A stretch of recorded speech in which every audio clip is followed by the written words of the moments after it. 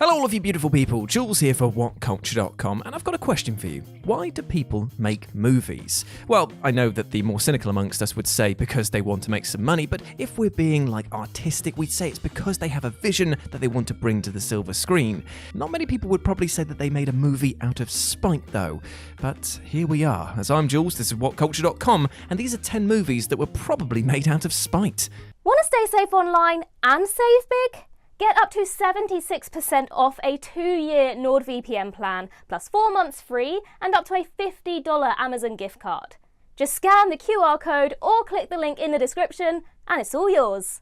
Number 10. Fantastic Four, 2015. Perhaps the most common reason for a major movie being hurriedly thrown together, beyond the craven pursuit of money of course, is that a studio doesn't want their rights to a given IP to lapse. Most contracts between movie studios and rights holders will allow the rights to revert back to the original owners if a new film isn't made within a certain number of years, and so studios obviously have a vested interest to keep the movies coming. This was absolutely true of Fox's Fantastic Four movies. After 2007's Rise of the Silver Surfer cratered at the box office, the studio had 7 years to get a new project out in front of cameras before the rights returned to Marvel Studios. And so 2015's hastily assembled Josh Trank-helmed reboot began filming just barely 7 years prior to the previous film's release. Between critical scorn, an atrocious box office performance, and an infamously troubled production, all it really did was keep the IP out of Marvel's hands for a few more years. But given that Disney acquired Fox back in 2019, Marvel Studios ironically ended up owning the 3 prior Fantastic Four movies anyway. The definition of spite is delivering a self-owned just so your rivals can't have nice things for a little while longer,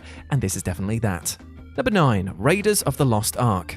As much as George Lucas has confirmed time and time again that the Indiana Jones franchise was inspired by the adventure serials that he and director Steven Spielberg grew up watching, there is an altogether dishier rationale for the series' existence. Prior to the creation of Indy, Spielberg was incredibly eager to direct a James Bond film, even directly approaching Bond producer Cubby Broccoli after the release of Jaws, though Broccoli thought he wasn't a good fit to helm Bond. Spielberg tried again after the release of Close Encounters of the Third Kind 2 years later, but was knocked back because his asking price was apparently now too high. At this point, Spielberg declared, "Forget it," and while stewing over the double rejection, was persuaded to direct Raiders of the Lost Ark, which George Lucas pitched to him as being better than James Bond. Spielberg was quickly sold, deeming the concept a James Bond film without the hardware.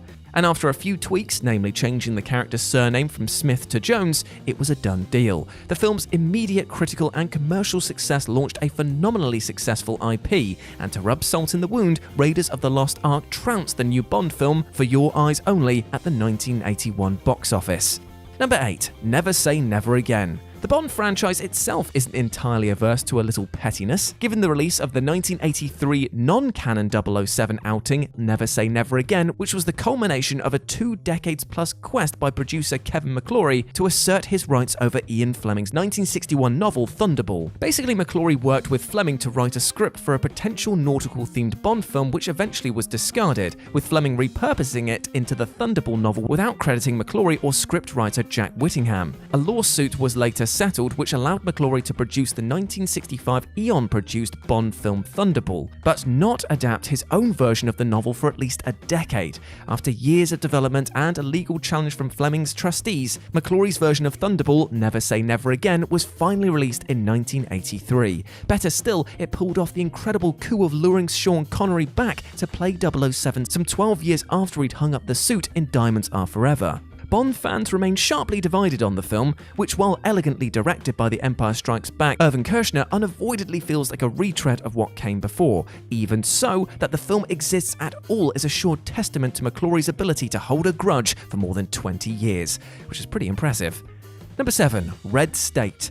The last decade or so of Kevin Smith's career sure has been, something, that's for sure, and the major departure point for the Clerks filmmaker came with 2011's Red State. The low-budget horror film was a total creative 180 for a director who'd staked his name on irreverent comedies, but Red State truly felt like the work of a director trying to thumb his nose at his detractors. It's little secret that Smith had a tough time shooting the more mainstream comedy Zack and Miri Mega Porno, which ultimately disappointed at the box office, and in an attempt to deliver a surefire hit, he next tackled the 2010 Bruce Willis buddy cop disaster, Cop Out. After catching enormous flack for Cop Out, which remains the only film that he's ever directed without also writing, Smith was in search for a reset, and so decided to make Red State for just $4 million, which was by far his lowest budget since 1997's Chasing Amy.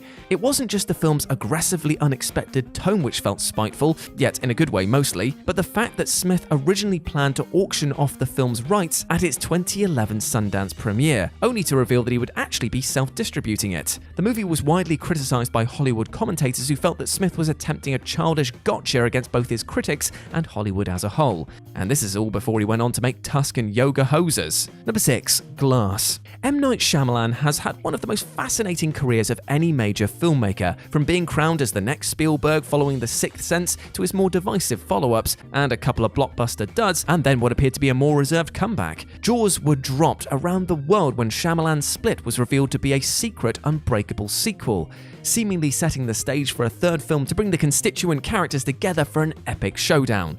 But Glass really wasn't that movie at all.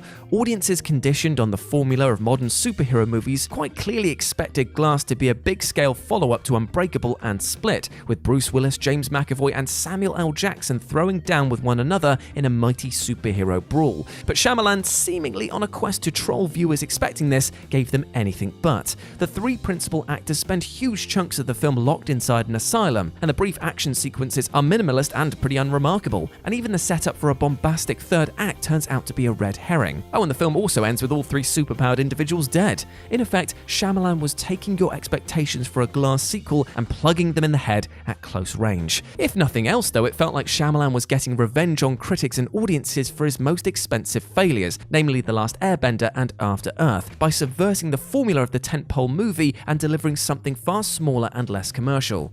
It's certainly an interesting provocation that you can't really blame audiences for finding it unsatisfying either. Number 5. Unsane. It's often joked about that Steven Soderbergh directs his films in spite of himself, because as accomplished a filmmaker as he is, he also seems so thoroughly fed up with the traditional Hollywood method of shooting and releasing a film. 2017's Logan Lucky saw him come out of retirement to direct the film and also independently distribute it, which despite his tireless efforts performed modestly at the box office. For his next project, he radically changed tack, shooting his low-key thriller Unsane on an iPhone 7 Plus with minimal cast and crew for just $1.5 million. Though Unsane wasn't a reaction to Logan Lucky's failure, given that it was filmed in secret shortly before the film's release, it does nevertheless speak to Soderbergh's deep-seated desire to disrupt Hollywood's established order. At least in the case of Unsane, it managed to turn a profit and proved successful enough that Soderbergh made another iPhone film, 2019's acclaimed sports drama High Flying Bird. Like many left-field filmmakers, he seems to have found his niche these days on streaming services such as Netflix and HBO Max, who were all too happy to pay for his movies given the prestige that his name brings to their platform. And his upcoming heist thriller No Sudden Move will mark his 4th straight release to a streaming service. Number 4. Star Wars: The Rise of Skywalker. Following the success of Star Wars: The Force Awakens, J.J. Abrams was credited with revitalizing Star Wars for both a new generation of fans and long-suffering older ones. Despite the familiar safety of The Force Awakens, it proved to be a firm foundation for a more adventurous and ambitious sequel, which for better or worse, The Last Jedi certainly was. Rather than take the leads from Abrams' film, The Last Jedi basically ripped up the rulebook, throwing out some of the more sentimental, nostalgia-laced aspects of The Force Awakens and forging on an uncharted path ahead. As a result, it was massively divisive between fans. And though J.J. Abrams was certainly diplomatic when discussing the film, the result of his follow-up, The Rise of Skywalker, tells a different story. As many fans feared, much of The Rise of Skywalker was basically an attempt to undo Johnson's more radical and controversial storytelling elements, while relying on tried and tested nostalgia bait, such as the return of Emperor Palpatine as the primary antagonist. If The Last Jedi was a response to Star Wars' obsession with nostalgia, was a wild overcorrection by Abrams to move the needle back into the intended direction of The Force Awakens, and unsurprisingly, gave many fans whiplash. Number 3. The Man Who Killed Don Quixote. When The Man Who Killed Don Quixote finally premiered in 2018, it was the culmination of a near 30-year project to get the film, based very loosely on the 17th century novel, made. After 2000's Johnny Depp starring version was cancelled mid-production due to a number of practical and financial issues, director Terry Gilliam mounted several subsequent attempts to get it made between 2003 and 2016, all of which resulted in failure due to monetary and scheduling problems. But given that his original attempt had been immortalized in the brilliant 2002 documentary Lost in La Mancha, his quest became something of a cause in its own right, with film fans rooting for the director from the sidelines to get back into the saddle every time something fell through. Even so, fans were shocked to hear in 2017 that the film was finally in production and starring Adam Driver and Jonathan Pryce. A 76-year-old Gilliam seemingly flipped an enthusiastic middle finger at God himself as he finally completed a relatively incident-free shoot. Though he had to sort through a tangle of legal issues in order to get the film released, it finally premiered at Cannes 2018 to broadly positive reviews. Most critics simply relieved that the man could get closure on this chapter of his life and his career. Considering his age when shooting the movie, it likely would have been his last realistic attempt to get it done, and if nothing else, it's an incredible testament to the man's perseverance. Fate himself was telling him that the film would never be made, and he simply told her, "No, it is." Number 2, Shrek. Shrek is such a wonderful, heartwarming movie that it's tough to imagine its primary creative impetus was vengeful fury, but that is exactly what happened. Jeffrey Katzenberg served as the chairman of Walt Disney Studios from 1984 to 1994, a tenure which ended a major falling out with Disney CEO Michael Eisner and Walt Disney's nephew Roy E. Disney. Katzenberg was ultimately forced to resign from Disney and received an estimated $250 million settlement after filing a suit. Later in 1994, he co-founded DreamWorks, and soon enough, he set about producing an adaptation of William Steig's 1990 picture book, Shrek. Even the most casual observer of the Shrek movie will appreciate how thoroughly it skewers both general fairy tales and more pointedly tired Disney tropes, deconstructing them with a playful wink at the audience. It's no stretch at all to suggest that this was Katzenberg's ultimate you to Disney, to creatively rib how their animated output had become tired by the turn of millennium, long after the Renaissance which Katzenberg himself spearheaded had come and gone.